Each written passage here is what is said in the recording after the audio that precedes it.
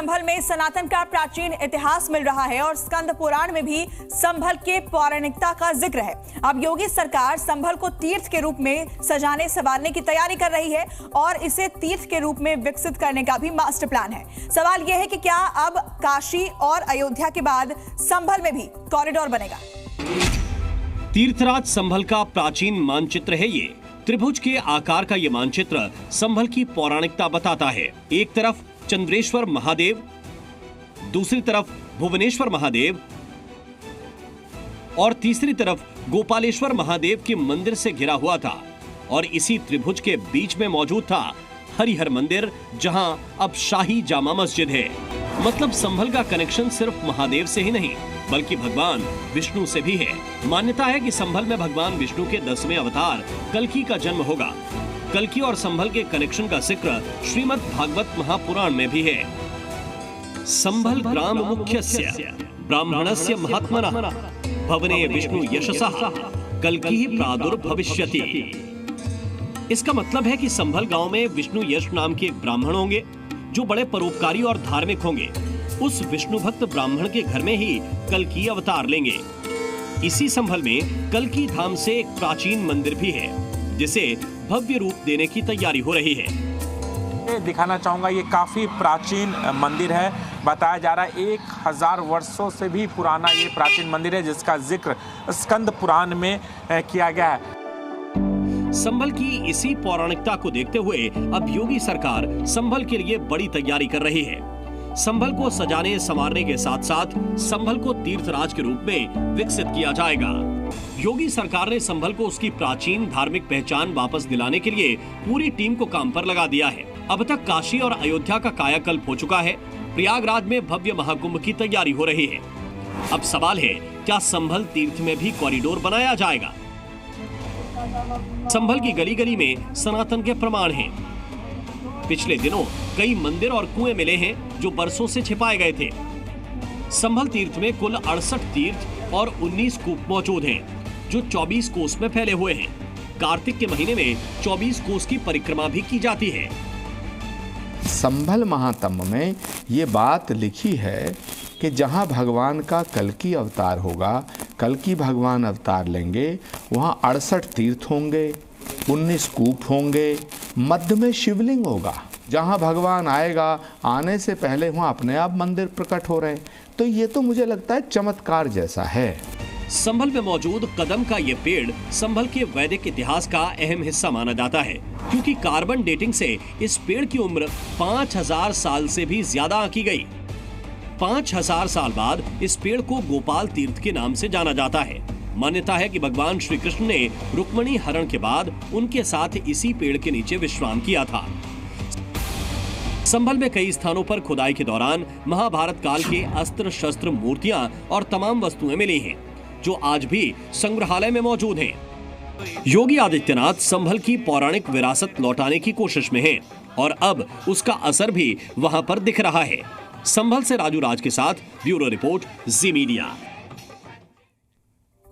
CM योगी ने सनातन की रक्षा का बीड़ा उठा लिया है। योगी आदित्यनाथ ने उत्तर प्रदेश में मौजूद उन मंदिरों और धार्मिक स्थलों को पुनर्जीवित करने की कोशिश शुरू की है जो लंबे समय से खंडहर में तब्दील हो चुके थे। और इसी कड़ी में अब संभल के बाद पूरे यूपी में कई साल से बंद पौराणिक मंदिरों और ऐतिहासिक इमारतों को संवारा जाएगा जो कि दशकों पुरानी है।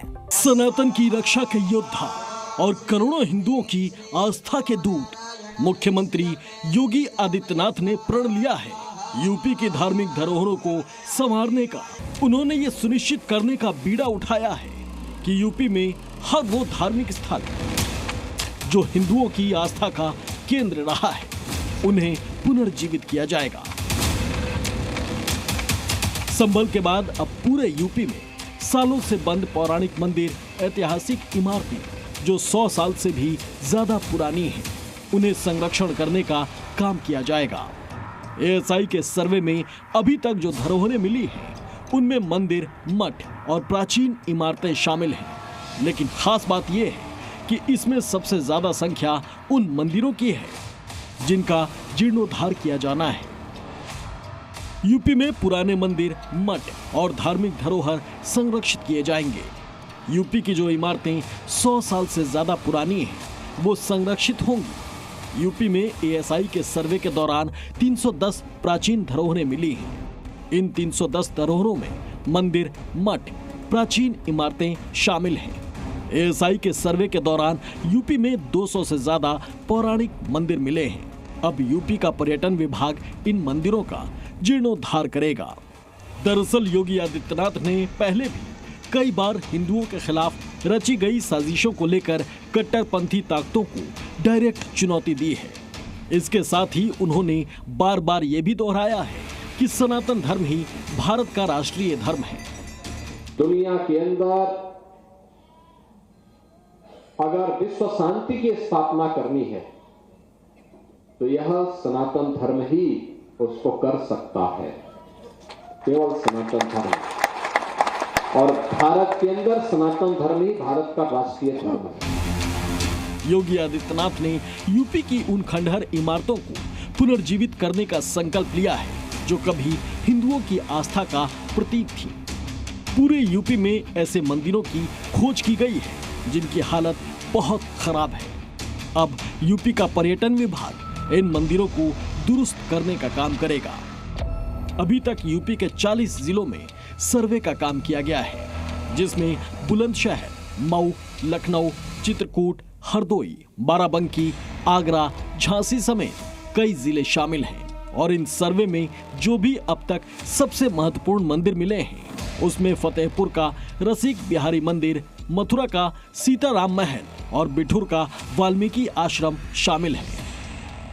उत्तर प्रदेश में भी चूंकि बहुत ही यह प्राचीनतम संस्कृति का संवाहक है और इस वजह से हमने लगभग 40 जनपदों में सर्वेक्षण का कार्य अभी पूरा किया है और बाकी जनपदों में भी सर्वेक्षण का कार्य चल रहा है। अब 143 से बढ़कर के हमारे यहाँ 310 स्थलों को हमने संरक्षित स्थल घोषित करने का कार्य कर रहे हैं और इसके अलावा भी बहुत सारे अभी हमने देखा कि 500 से अधिक ऐसे स्थल हैं जो हम चिन्हित कर लेंगे। यूपी के मुख्यमंत्री योगी आदित्यनाथ ये भी बताते आ रहे हैं कि हिंदुत्व केवल एक धर्म नहीं बल्कि भारत की आत्मा और सभ्यता का आधार है और अगर ये सुरक्षित है तो भारत सुरक्षित है। भारत तब तक भारत है जब तक भारत के अंदर सनातन धर्म सुरक्षित है और इसकी रक्षा के लिए, इसके संरक्षण के लिए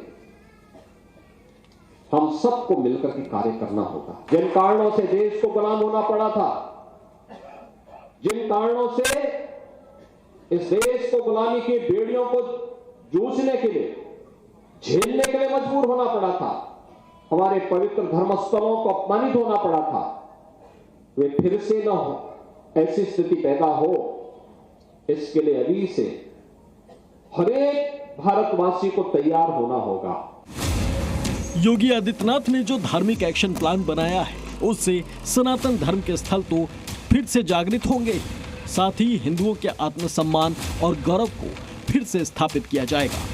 वो आत्मसम्मान और गौरव जो दशकों पहले कट्टरपंथी और नफरती साजिशों की आग में गुमनाम हो गया था।